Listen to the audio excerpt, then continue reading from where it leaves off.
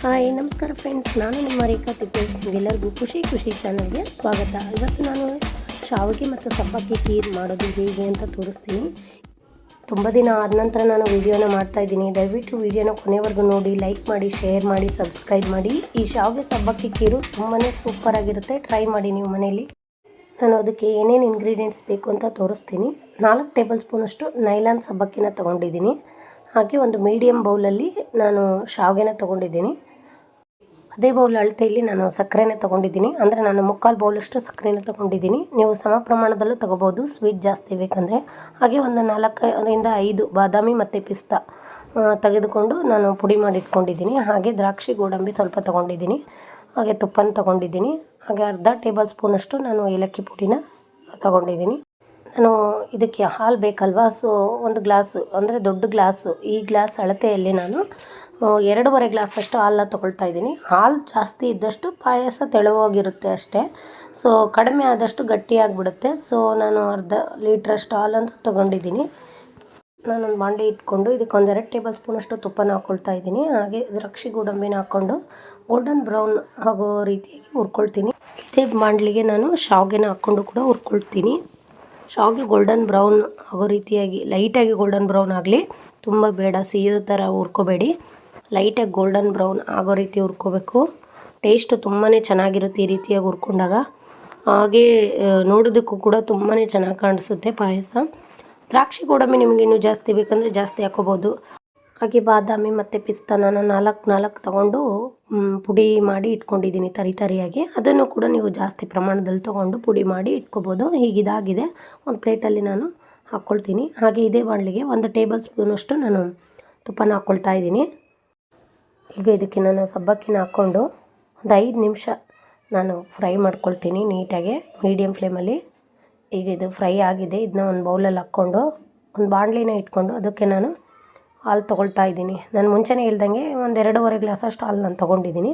ಅರ್ಧ ಲೀಟ್ರು ಹಾಲು ಬೇಕಾಗುತ್ತೆ. ಸೊ ಅರ್ಧ ಲೀಟ್ರ್ ಹಾಲನ್ನು ತೊಗೊಳ್ರಿ. ಹಾಗೆ ಹಾಲು ಸ್ವಲ್ಪ ಬಿಸಿ ಆಗ್ತಾ ಇದ್ದಂಗೆ ನಾನು ಅದಕ್ಕೆ ಸಕ್ಕರೆನ ಹಾಕ್ಕೊಳ್ತಾ ಇದ್ದೀನಿ. ಸಕ್ಕರೆ ಚೆನ್ನಾಗಿ ಕರಗಬೇಕು. ಸಕ್ಕರೆ ಸ್ವಲ್ಪ ಕರಗಿದ ತಕ್ಷಣವೇ ನಾವು ಸಬ್ಬಕ್ಕಿನ ಹಾಕ್ಕೊಂಡು ಕುದಿಸ್ಕೊಳ್ಳೋಣ. ಯಾಕಂದರೆ ಸಬ್ಬಕ್ಕಿ ಸ್ವಲ್ಪ ಟೈಮ್ ಹಿಡಿಯುತ್ತೆ. ಒಂದು 20 ನಿಮಿಷ ಚೆನ್ನಾಗಿ ಬೇಯಬೇಕು ಸಬ್ಬಕ್ಕಿ.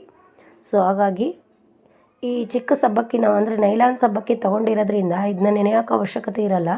ನಾವು ದೊಡ್ಡ ಸಬ್ಬಕ್ಕಿಯಲ್ಲೂ ಕೂಡ ಇದೇ ರೀತಿ ಮಾಡ್ಬೋದು, ಆದರೆ ಅದನ್ನ ನೆನೆ ಇಡಬೇಕಾಗುತ್ತೆ. ಒಂದು 2-3 ತಾಸು ನೆನೆ ಇಟ್ಟು ಮಾಡಬೇಕು. ಈಗ ಸಬ್ಬಕ್ಕಿ ಚೆನ್ನಾಗಿ ಕುದೀತಾ ಇದೆ, ನೀವು ನೋಡ್ಬೋದು.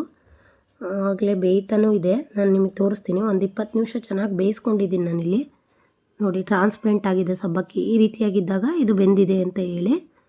ಸೊ ಈಗ ಆಲ್ಮೋಸ್ಟ್ ಸಕ್ಕರೆನೂ ಚೆನ್ನಾಗಿ ಕರಗಿ ಚೆನ್ನಾಗಿ ಕುದ್ದು ಸಬ್ಬಕ್ಕಿ ಕೂಡ ಬೆಂದಿದೆ. ಸೊ ಇದಕ್ಕೆ ನಾನು ಶಾವಿಗೆ ಹಾಗೆ ದ್ರಾಕ್ಷಿ ಗೋಡಂಬಿ ಹುರ್ಕೊಂಡು ಇಟ್ಕೊಂಡಿದ್ನಲ್ಲ, ಅದನ್ನ ಕೊನೆಯದಾಗಿ ಹಾಕ್ಕೊಳ್ತಾ ಇದ್ದೀನಿ. ಈ ಖೀರ್ಗೆ ಬಾದಾಮಿ ಪೌಡರು ಇದ್ದರೆ ಹಾಕ್ಕೋಬೋದು, ತುಂಬಾ ಟೇಸ್ಟಿಯಾಗಿ ಬರುತ್ತೆ. ನಾನು ಖಾಲಿಯಾಗಿತ್ತು ಹಾಗಾಗಿ ಹಾಕಿಲ್ಲ.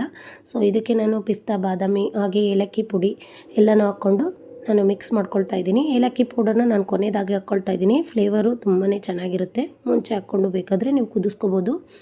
ಇದು ಅಥೆಂಟಿಕ್ ಖೀರ್ ಥರನೇ ಬಂದಿದೆ. ನಾರ್ತ್ ಸೈಡ್ ಇದನ್ನ ಖೀರ್ ಅಂತ ಹೇಳ್ತಾರೆ, ನಮ್ಮ ಸೈಡು ಇದು ಪಾಯಸ, ಶಾವಿಗೆ ಸಬ್ಬಕ್ಕಿ ಪಾಯಸ ಅಂತಲೇ ಹೇಳ್ಬೋದು. ನಾವು ಇಲ್ಲಿ ನೈಲಾನ್ ಸಬ್ಬಕ್ಕಿ ಆಗಿರೋದ್ರಿಂದ ಸ್ವಲ್ಪನೇ ತೊಗೊಂಡ್ರೂ ಕೂಡ ಪಾಯಸದ ಕ್ವಾಂಟಿಟಿ ಜಾಸ್ತಿನೇ ಆಗುತ್ತೆ. ಸೊ ಶಾವಿಗೆ ಕೂಡ ಅಷ್ಟೇ. ಇಷ್ಟರಲ್ಲೇ ನಾವು 5-6 ಜನಕ್ಕೆ ಆರಾಮಾಗಿ ಸರ್ವ್ ಮಾಡ್ಬೋದು. ಸೊ ಇವಾಗ ನಾನು ಸ್ಟವ್ ಆಫ್ ಮಾಡ್ಕೊಂಡು ಮುಚ್ಚಿಟ್ಟು ಒಂದು ಅರ್ಧ ಗಂಟೆ ಆದಮೇಲೆ ನಾನು ಸರ್ವ್ ಮಾಡ್ತಾಯಿದ್ದೀನಿ. ನೋಡ್ಬೋದು ನೀವು, ಪಾಯಸಗೆ ತೆಳುವಾಗೇ ಇದೆ.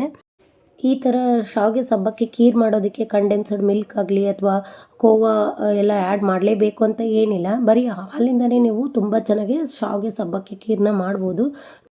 ಸ್ವೀಟ್ ಎಲ್ಲ ಪರ್ಫೆಕ್ಟಾಗಿ ಆಗಿದೆ.